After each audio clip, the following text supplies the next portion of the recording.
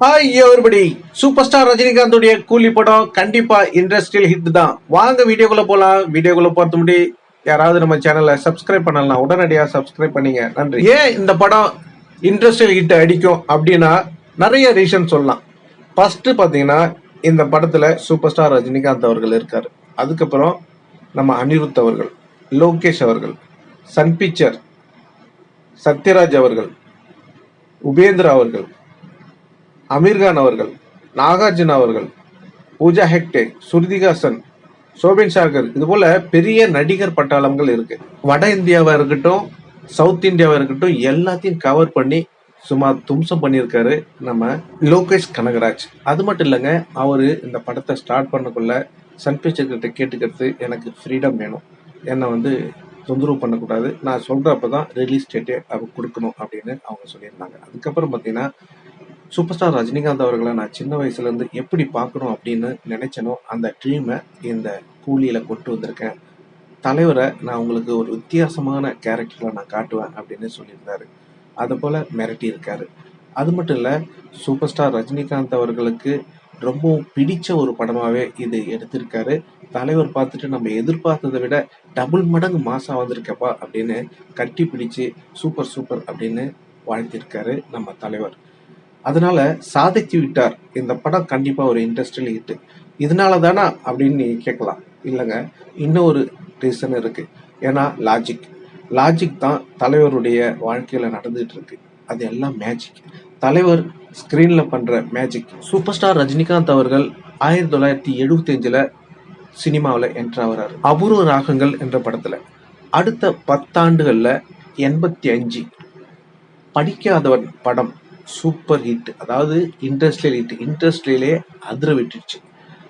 ஓகேங்களா? 85. அதுக்கப்புறம் ஒரு 10 ஆண்டு 95 பாஷா எப்படி ஒரு அதிர்வலை ஏற்படுத்திச்சு அப்படின்னு நான் சொல்ல தேவையில்ல, உங்களுக்கே தெரியும். பாஷாவுக்கு அப்புறம் அடுத்த ஒரு 10 ஆண்டு 2005 சந்திரமுகி எப்படி அதிர்வலையை உண்டாக்குச்சு அப்படின்றது உங்களுக்கு தெரியும். அதிக வசூல் பண்ணது மட்டும் இல்லாம அதிக நாள் ஓடிய படமாகவும் சரித்திர சாதனை படைச்சது. அதுக்கப்புறம் பாத்தீங்கன்னா 2015 வர வேண்டிய கபாலி 16 வந்ததுனால விளைவு அந்த இண்டஸ்ட்ரியல் ஹிட்டையே மறைச்சிட்டாங்க சில பெசிமிகள் அப்படின்னு சொல்லலாம். ஏன்னா அந்த படம் அப்பவே 650 கோடி வசூல் பண்ணதாக தானும் அதிரடியா அறிவிச்சாரு. இப்போ அவர் பேட்டி கொடுக்கல 1000 கோடிக்கு மேல வசூல் பண்ணுச்சு அப்படின்னு சொன்னாரு. இந்த படம் யூஎஸ்ஏல மட்டும், அமெரிக்காவில் மட்டும் பார்த்தீங்கன்னா 100 கோடிக்கு மேல வசூல் பண்ணியிருக்கு. ஓவர்ஃபுல்லாவே ஆயிடுச்சு அப்படின்னு அவர் தன்னுடைய பேட்டியில சொல்லியிருந்தாரு. ஏதோ துரதிர்ஷ்டவசனமாக 16 வெளியானதுனால அது இண்டஸ்ட்ரியல் ஹிட். ஆனா நம்ம ரசிகர்களுக்கு அது இண்டஸ்ட்ரியல் ஹிட் தான். ஏன்னா அப்படி ஒரு அதிர்வலை ஏற்பட்டுச்சு.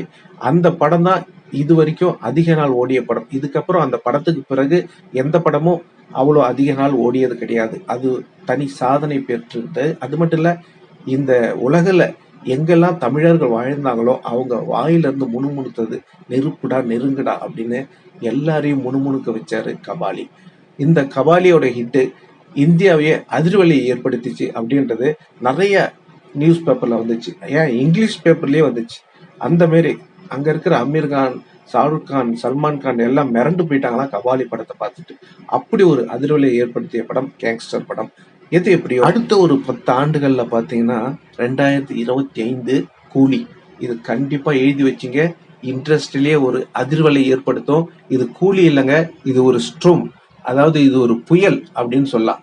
இந்த கூலி புயல் கண்டிப்பா தமிழக சினிமா உலகம் மட்டும் இல்ல, இந்திய சினிமா உலகம் மட்டும் இல்ல, உலக சினிமா வரலாற்றிலே பெரிய சாதனை படைக்க போகுது. இது இண்டஸ்ட்ரியல் ஹிட் இல்ல, டபுள் இண்டஸ்ட்ரியல் ஹிட் அடிக்க போகுது. வெயிட் பண்ணிருந்து பாருங்க.